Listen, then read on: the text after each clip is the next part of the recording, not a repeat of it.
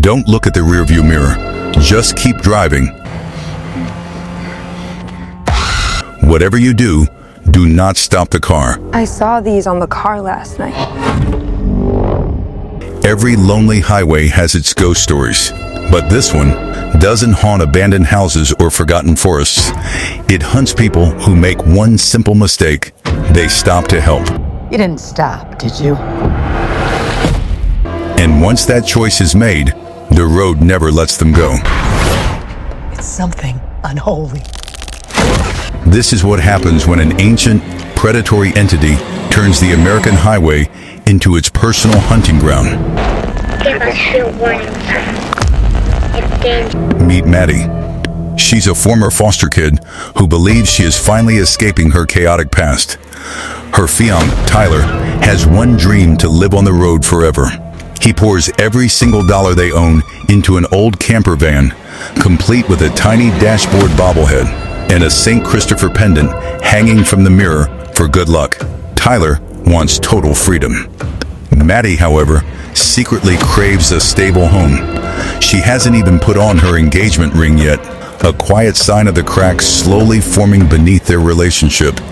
But love makes it easy to ignore the warning signs. So, they hit the road. Deep into the night, Tyler can barely keep his eyes open, so Maddie takes the wheel. The highway is pitch black, completely empty, until bright headlights suddenly explode in her rearview mirror. A sedan rockets toward them at a terrifying speed.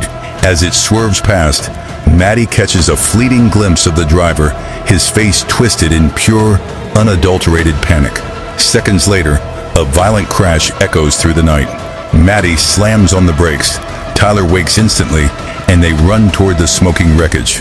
That's when Maddie notices something chilling: 3 long, deep claw marks carved straight into the driver's door. The injured driver is still breathing, but before Tyler can pull him out, an unseen force violently yanks the man backward into the shadows of the car. The vehicle's airbag suddenly explodes, forcing Tyler and Maddie to flee back to their van in absolute terror. Seeking safety in numbers, they drive until they reach Burning Van, a crowded nomad festival. While Tyler tries to clear his head, Maddie wanders toward the community board. It's covered in missing person flyers. Underneath the photos, someone has crudely drawn a warning symbol: 3 distinct scratch marks. A seasoned nomad named Diane approaches her. Seeing Maddie stare at the symbol, Diane delivers a dead serious warning: never drive after sunset. And if you see a wreck on the road, do not stop to help. The passenger man is looking for his next ride. Terrified, Maddie retreats to the van and opens their dashcam footage from the crash. The recording glitches violently, but as she slows it down, she spots something that freezes her blood. In the exact moment the speeding sedan passed them, someone or something was sitting perfectly still in their own van's passenger seat. Suddenly, a motion detected alert pops up on her phone. She opens the live feed of the van's exterior camera. A pale, distorted face slowly slides into view, staring directly into the lens. Maddie locks the doors and frantically texts Tyler, "Come back."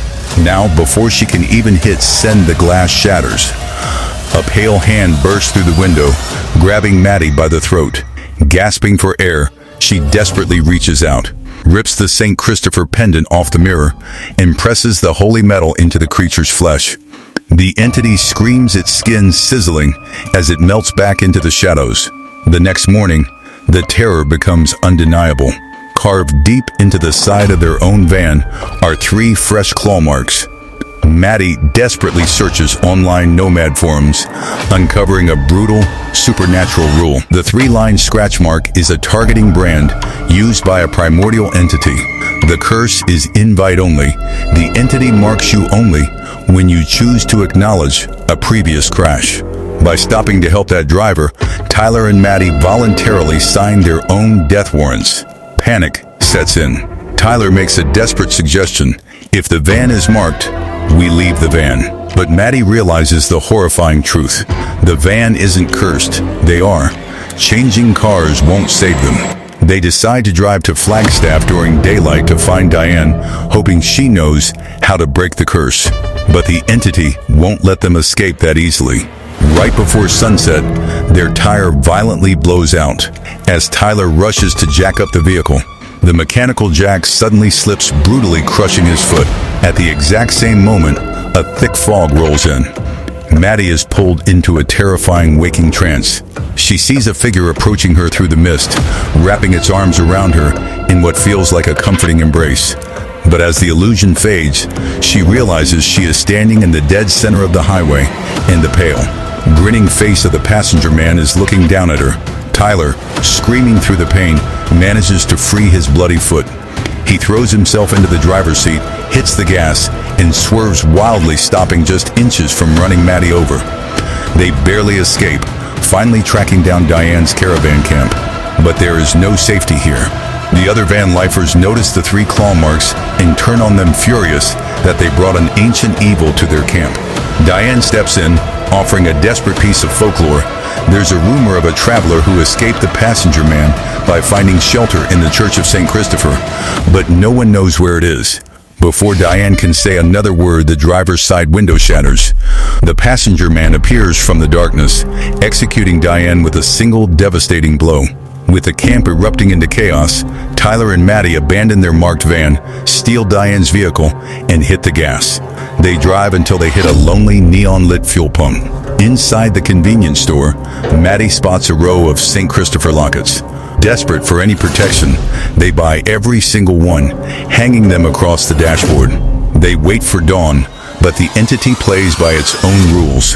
When Maddie blinks, the morning sun instantly vanishes, replaced by a sudden, unnatural night. The fuel gauge plummets to empty. The passenger man is warping reality. Suddenly, the van's radio screeches to life on its own. A distorted, mocking voice fills the cabin, promising to punish them for their sins. Tyler smashes the radio console with his bare hands, plunging the car into silence.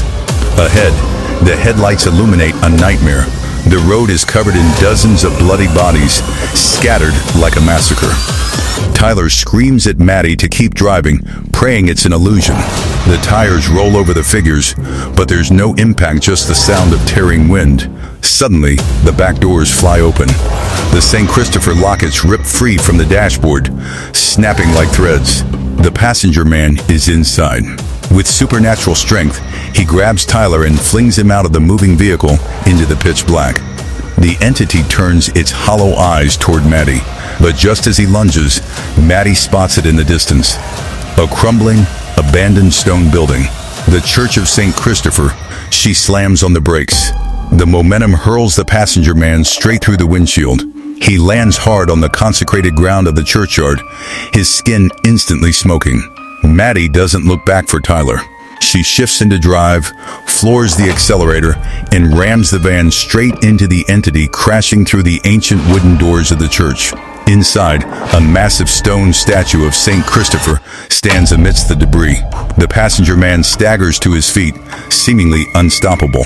Maddie throws the van into reverse and hits him a second time, pinning him directly against the monument. The statue's iron staff, bent from the crash, pierces straight through the monster's chest. The passenger man unleashes a deafening shriek as his body begins to melt into ash. A spark from the engine ignites the ruptured fuel tank. Flames erupt, quickly swallowing the entity and the church whole. Maddie stumbles out of the inferno, coughing up smoke.